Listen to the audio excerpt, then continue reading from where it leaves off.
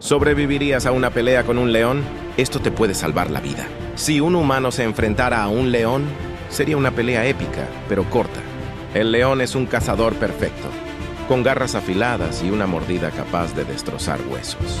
Mientras nosotros confiamos en nuestra inteligencia y herramientas, cara a cara, sin armas, no tendríamos mucho tiempo. Los leones pueden saltar casi 12 metros en un solo salto y derribar a su presa en segundos. La única ventaja humana sería la velocidad para correr. Pero aún así, ¿quién ganaría en esta batalla desigual?